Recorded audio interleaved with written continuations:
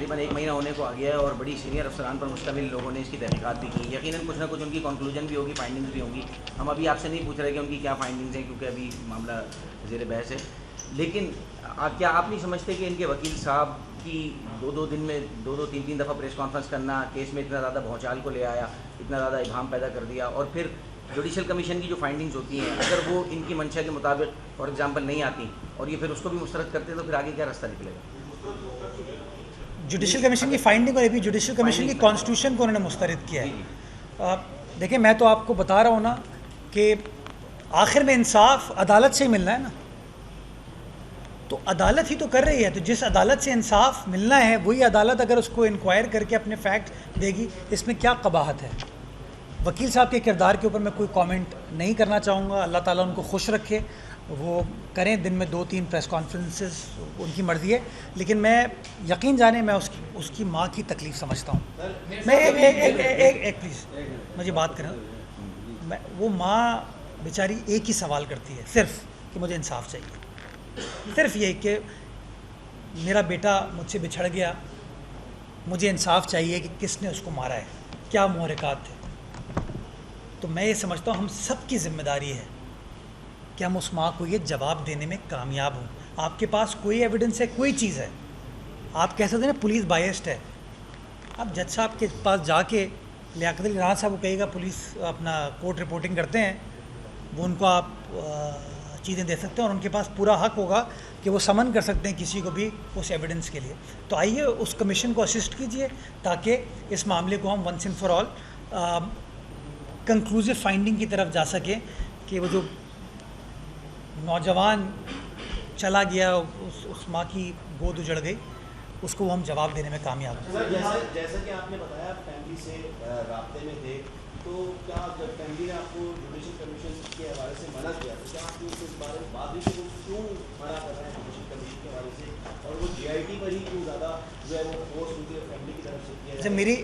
میری گفتگو ہوئی تھی 9 تاریخ کی رات کو اور 10 تاریخ کی صبح کو, اور میں اس لیے آپ کو بتا رہا ہوں کہ میں نے ان کی والدہ سے پرمیشن لی تھی کہ میں اگر مجھ سے کوئی سوال پوچھے گا تو میں کیا اس بات کو کوٹ کر سکتا ہوں یا نہیں کر سکتا. انہوں نے مجھے اس بات کی, انہوں نے کہا میں لا نوئنگ نہیں ہوں, میں آپا کر کے ان سے بات کر رہا ہوں, کوئی سیاسی پروفیشنل, میرے کراچی کی ایک خاتون ہے وہ,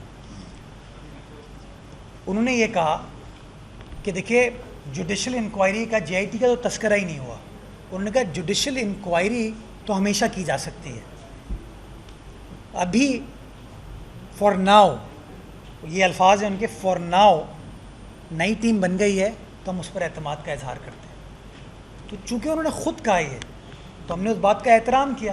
اگر ہم چاہتے ہیں تو ہم اسی دن کہتے نہیں جی ہم آپ کی بات نہیں مانیں گے, ہم مجبور ہیں کیونکہ ان کے وکیل صاحب نے جو 19 تاریخ کا ایک لیٹر لکھ دیا, اس کے بعد پولیس, یقین کریں آپ, عامر فاروقی صاحب کو ہٹا دیں, ڈی آئی جی سکھر کو اس کام کے لیے لیں, ڈی آئی جی ویسٹ سے یہ کام کروا لیں, ڈی آئی جی ایسٹ پہ تو پہلے ہی وہ کہہ چکے ہیں, ڈی آئی جی ساؤتھ سے یہ کام کروا لیں, سی ٹی ڈی والوں سے, جس سے بھی کرائیں گے وہ جواب میں یہی کہیں گے. تو اس لیے چونکہ جج کی شخصیت بائی پارٹیزن ہوتی ہے, امپارشل ہوتی ہے, اس لیے ہم نے یہ فیصلہ کیا. اور اگین پھر میں ایمفیسائز کرنا چاہوں گا جو فیکٹس ہوں گے وہ پبلک کیے جائیں گے انشاءاللہ.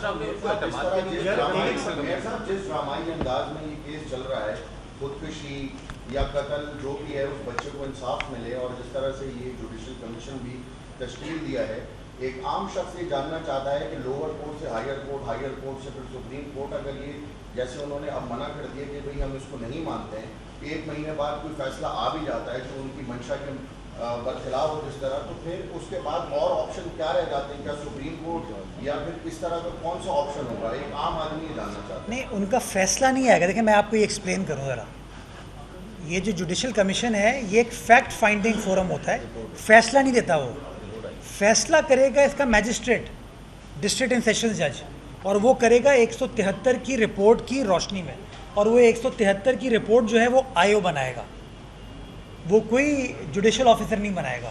انویسٹیگیشن پولیس کی کرے گی, لیکن پولیس کو یہ معاونت مل پائے گی. جیسے میرے بھائی نے بھی سوال پوچھا, یہاں سے سوال آیا تھا کہ 2 رپورٹس ہیں, ان 2 رپورٹس کے بارے میں کہ کون سی بات درست ہے کون سی بات درست نہیں ہے, کیونکہ دونوں اوپینین ہے نا, تو ان تمام چیزوں کے فیکٹس ایک رپورٹ کی شکل میں آئیں گے. آئی او جو ہے اپنا چالان 173 کا میجسٹریٹ کے سامنے جمع کرائے گا. جس کے اوپر یہ جرم بنتا ہے, الزام لگتا ہے, اس کو نامینیٹ کیا جائے گا ایف آئی آر میں. اور چونکہ مرڈر کا کیس ہے تو یہ سیشنز کورٹ میں چلے گا. میجسٹریٹ اس کیس کو سیشن جج کے پاس بھیج دے گی اور سیشنز کورٹ میں وہ تمام تمام چیزوں کے بعد فیصلہ اس کے اندر ہوگا. تو وہ الگ ہے. وہ تو دیکھیں ہر کسی کو حق حاصل ہے, اس کی اپیل کر سکتے ہیں. وہ جو سیشن جج فیصلہ کرے گا اس کیس کے بارے میں, اس کی اپیل ہو سکتی ہے. اس فیصلے سے بھی اگر وہ مطمئن نہیں ہے اس کی بھی اپیل کر سکتے ہیں.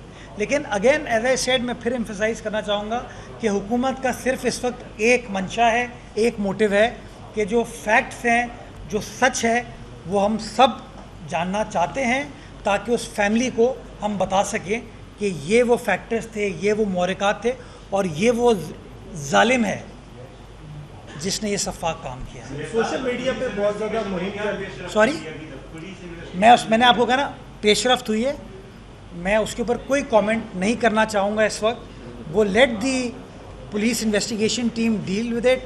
ابھی جوڈیشل کمیشن کے سامنے تمام چیزیں آئیں گی, میں اس کے اوپر کوئی کامنٹ نہیں کروں گا. لیکن میں آپ کو یہ بتا سکتا ہوں کہ 11 اگست سے کام سٹارٹ کیا, 24 اگست ہے. پچھلے 12-13 روز کے اندر 3 یا 4 بار تو فیملی کے ساتھ پوری انویسٹیگیشن ٹیم کی گفتگو ہوئی ہے. علی رضا صاحب ملٹیپل ٹائمز فیملی کے ساتھ, چاہے سی پی ایل سی ہے, این سی سی آئی ہے, کرائم سین ہے, اس کا وزٹ کر چکے ہیں. تو وہ تمام چیزیں چل رہی ہیں اور وہ گاہے بگاہے فیملی کو آن بورڈ لیا جا رہا ہے. اور فیملی نے جس کے بارے میں شکوک و شبہات کا اظہار کیا اس کو بھی پولیس نے تفتیش کے لیے بلایا ہے. سوشل میڈیا پر ان کی بہن نے کہا ہے کہ میری کسی گاڑی نے پیچھا کیا اور ہمیں ہراساں کیا جا رہا ہے. کافی زیادہ مہم بھی چل رہی ہے, دباؤ بھی پولیس پر, آپ پر, حکومت پر بہت ہے. آپ خود ایک بیرسٹر ہیں, کس طریقے سے آپ دیکھ رہے ہیں کہ حکومت اس کیس سے باہر نکل پائے گی اور ایک سچ عوام کو پتہ چل جائے گا؟ اچھا, یہ بات میں نے اس بچی کی سنی. اس میں 2 باتیں میں کرنا چاہوں گا.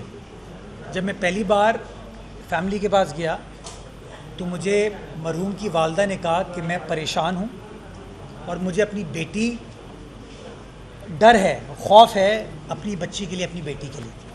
میں نے ان کو کہا بہن آپ بتائیے آپ کو کیا چاہیے سپورٹ.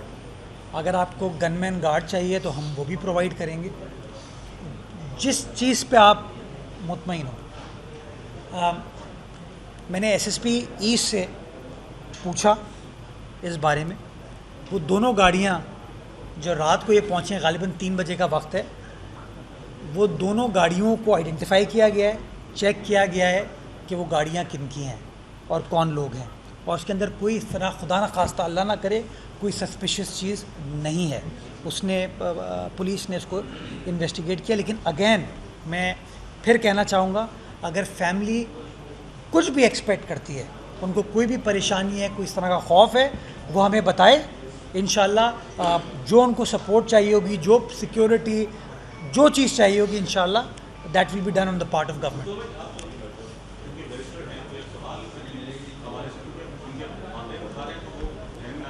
جی جی پوچھیے پلیز.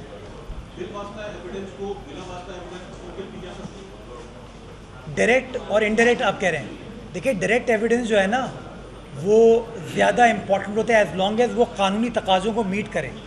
انڈائریکٹ ایویڈنس ہیئر سے بھی ہوتا ہے, سرکمسٹینشیل بھی ہوتا ہے.